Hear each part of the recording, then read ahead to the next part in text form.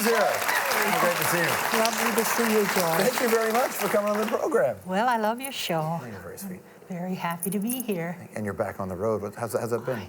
It's been amazing. I'm having a great tour and getting to see lots of folks across the country. And seeing people that you haven't seen in a while. Well, that's right. It gives you an opportunity to reconnect with the audience and get your songs out there. You know, a lot of people know you from the Christmas specials and will know you from the CBC Variety Show. But in the very beginning, when you came to Toronto, yes. I mean, you were the Ani DeFranco of your time, feminist.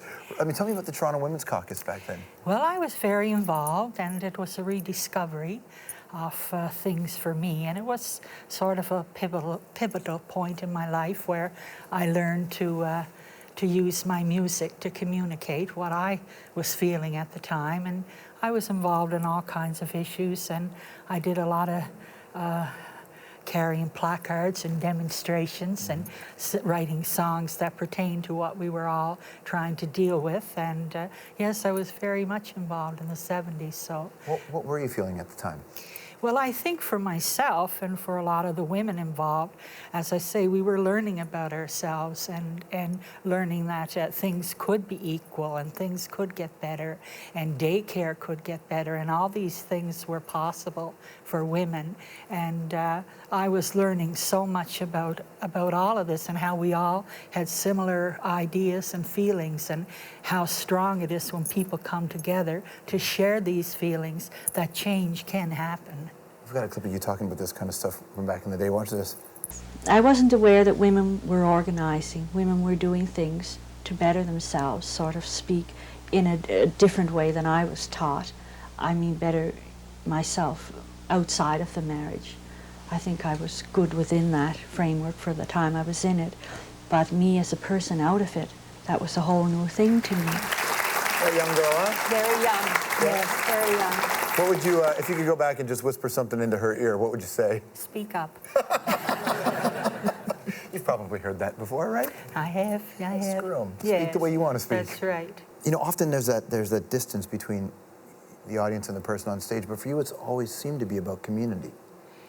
It has. It's very important that I connect with the audience. I've been known as a very nervous performer all my life.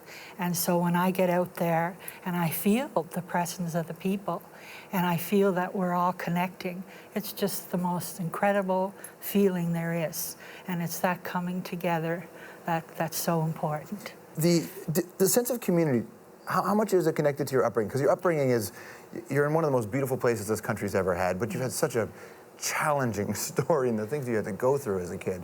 Yes, Were you striving for community? I had challenges, but so many others as well. And coming from Cape Breton, it's just an amazing place to live. And family is very important, and friends.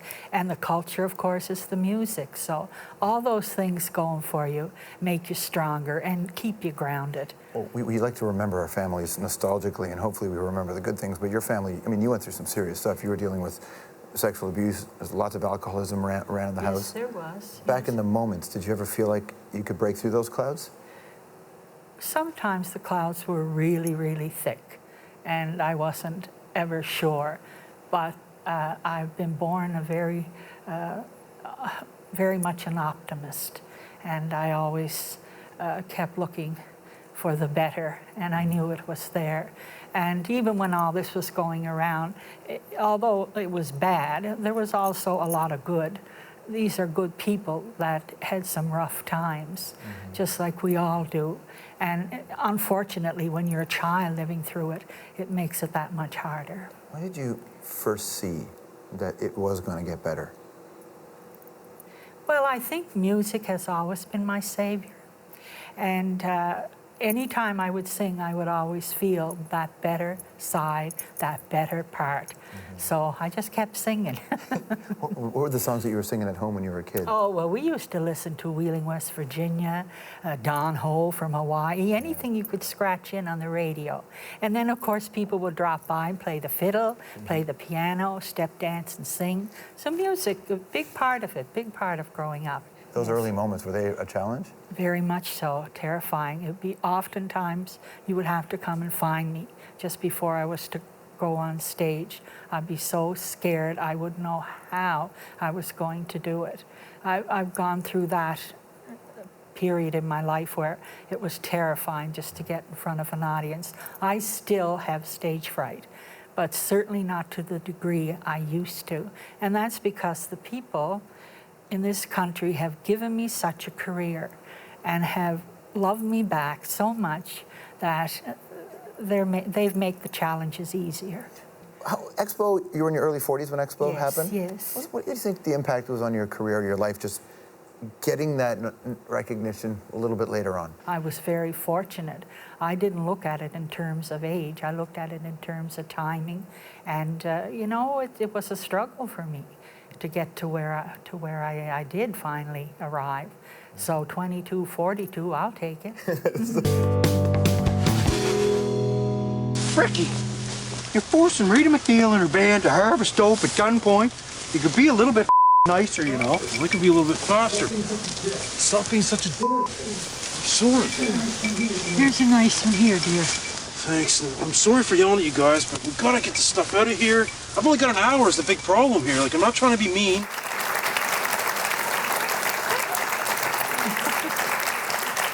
Could you ever in your wildest dreams have figured out that you'd be pushing weed on television? No, I waited for that part for years. Did you accept that right away? Did you hum and haw over that position? Well, I wondered why they would want me on the Trailer Park Boys, but I read the script and I said, I'm doing it. Yeah. And the language is a little bit different than some of the... It's different, but nothing I haven't heard. No, for sure. You go back to that young girl that came to Toronto to work at the Eaton Centre, right? Or work at the Eatons in near Toronto, right? Right, I did for years. And you were a teen mom too back then. I was. In a different era. In a different time, yes. Now, if a young girl gets pregnant, it's a shock to the family, perhaps. Yes. A young boy has a baby, but it's not like back then. It must have been quite a thing. It was quite a thing, and I was really worried. But my mom and dad were amazing. Both of them were amazing people, and they took me through difficult times, and God bless them for that. What's interesting is that even when you wrote about it in your book, we just refer to the man as the Italian man, the Sicilian, right? Yes. And then we don't know anything else. No. You just kept it quiet. Yes. I still do. I don't need to know his name, but I mean, unless you want to. But I'm just curious. No, you don't have to. That's not my business. But I do think it's funny because you always tend to have this sort of smiley outlook at some of this stuff. Yes. Have you ever, was contact? I mean, There was never contact Never. after, not once. Did he go back to Italy? I have no idea. Interesting. I have no idea. He could be in the audience. Time to play anthropology. You ready? Rapid fire questions for your answer. Cape Breton, a long history of shipwrecks, from Navy ships to merchant marines, and some say even pirates. So I ask you, is it true that the island's haunted? Yes. Have you seen ghosts? Yes. Come on, really? Oh, yes. Talk to me about these ghosts. Well, when I was growing up, there was ghosts in Big Pond. And there's a bridge there called Braxbrook Bridge. And it was noted that the parish priest would never go across that bridge at night unless he was accompanied by someone. Mm-hmm. And my relatives often seen ghosts. And ghost stories are a big part of our family history. So yes, we do believe in them. What's the one Canadian stereotype that is absolutely true and you love it? Kind and nice people. We have that, don't we? We do. Rita MacNeil, everybody.